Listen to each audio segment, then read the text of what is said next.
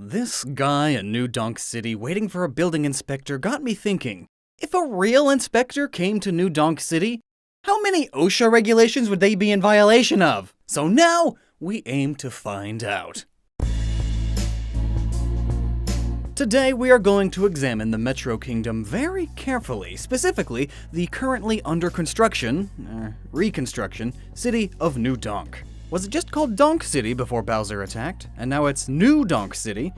If not, where's the old Donk City? What if Pauline and DK actually got a divorce and split the kingdom? He gets old Donk City, and she went on to make her own kingdom with slots and jump rope. Well, she may have inherited DK's lack of self-preservation. I mean, the travel guide even points out that they don't even have safety rails. Now, I will admit, I am just a layman. I'm not trained in construction safety. Heck, I'm barely trained in home safety. But I do have a very rare ability called common sense. Well, that and the ability to actually research something for longer than a minute. But first, real quick, in case you don't know, OSHA is the Occupational Safety and Health Administration here in the United States. Basically, a government agency which makes sure construction sites are safe for all of the workers. And like I said, I am not an inspector and I don't know the code perfectly, so I'm mostly going to be covering the big, glaring violations going on. Now then, you'd think a city that is always under construction would be at the top of their game when it comes to these regulations and permits and such. But that may not be the case here. Could it be that the constant construction has lulled the citizens and made the workers tired of constant safety requirements? I mean, I'm not gonna fall. I'm only gonna be up here for a few minutes. I don't need my safety harness. I've done this millions of times already and haven't needed it once. These are always the worst scenarios because you know the dangers and you understand that you should be safe, but you just don't. You're lazy. The two most common kinds of construction accidents are both simply falls, one being from high places, and two being slipping, or just falling from normal heights.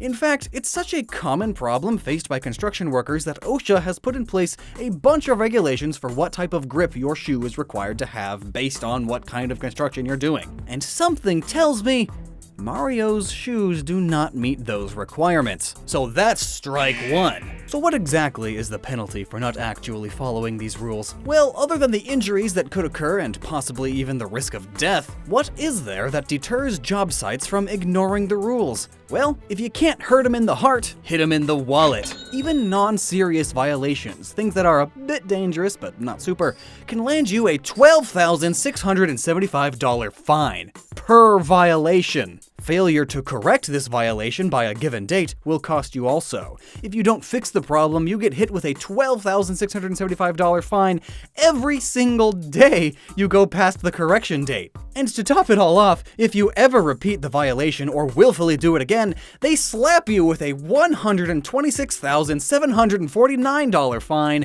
per violation and again per day. I guess that's why managers of construction companies really push that you gotta wear your safety goggles and helmet.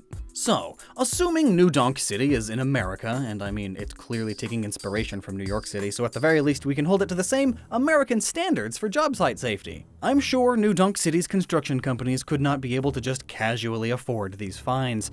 And even if they could, $12,675 a day really adds up. But what would happen if ol' Inspector Mario came up to New Donk City with a fresh pen and a steel clipboard? Right off the bat, once you arrive in New Donk City, however I should note this is after the Bowser fiasco, you can't really hold the city to such standards while under the siege of terrorists. You are greeted by a towing helicopter pad, airship pad.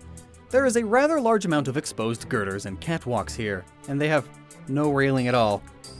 Now, I know for a fact that all steel construction is required by 1926.760D1 OSHA guidelines to have fall protection equipment. This includes, but is not limited to, personal fall arrest systems, a safety net, and guard railing. So that's one big problem. I don't see any nets or even fall arrest tie-off points. That's dangerous! In fact, let's talk about the Goombas. You know, the ones in little construction hats. Now these Goombas are obviously employed by New Donk City. Why else would they be wearing the iconic construction helmet? Now, there are a few problems I find immediately with the safety of these poor Goombas. First up, they are lacking proper eye protection. Another glaring issue is that there is a lack of a fall net even though the walkway is hundreds of feet in the air. That, combined with the Goombas' lacking of any fall arrest cable system, are further violations. And right next to those poor Goomba workers, we see a swaying girder, just moving around in the breeze. First thing of note is that there is no crane. It's just being hoisted by some cable that goes into nothingness. And I'm sure that goes against some regulation somewhere, though I'm not sure which one per se. Well, I guess we can't really get them for anything crane-related then, since there isn't one. But there are a few issues of having workers walk on or be in contact with the hoisted material. There are a few exceptions, of course, such as the initial contact and placement workers. They can be close to the material while it's getting rigged up, for example. But here we see that the load is not under control at any time. Plus, there are no workers holding it steady with tie lines. Overall, this area is extremely dangerous for falls and other possible injuries, including getting smacked in the head by a girder, likely being lethal. Next up is all those scaffoldings around the city. When not properly erected, fall hazards can occur. There are almost 2.3 million workers that frequently work on scaffolding in the US. Properly creating safe scaffolding can help prevent an estimated 4,500 injuries, along with preventing 50 fatal falls a year. The scaffolding in New Donk City is... well, actually really up to par. Notice the crosshatch supports, along with fencing and tarping around the outside of the scaffolding. This is some nicely erected scaffolding workmanship here. Very, very good. Unfortunately, once we walk into a large building, it seems that their scaffolding and walkways have run into some serious neglect. I mean, one touch of any weight and it completely breaks apart and falls down into this oddly hollow building with outside window designs on the inside. Huh. I mean, look at the coloration! That is positively solid rust at this point. And on top of this, it is an extremely difficult trail to traverse due to the falling walkway. There are also various points where you need to climb a pole to continue along this pathway. Now, it's not a violation to have to climb a pole, but it is if the pole is improperly prepared for ascent. For once again, there is no fall prevention system. A pole does not need footholds, but it will need certain points for you to attach your fall prevention systems to. So that's another strike. Also, there are a large number of bugs, and big ones to boot. Now, bugs aren't against the law because, hey, they exist. But for an enclosed workspace, such as the interior of a building, there are some rules when it comes to vermin. For one, the building must be constructed, equipped, and maintained as to prevent the entrance of rodents and bugs. If there are vermin found, an extermination program must be instituted. Thankfully, though, Inspector Mario can just take care of that right now. Also, all throughout this city, there are ground-level power lines that seem to just be open to the public. Now, I know this may sound fine,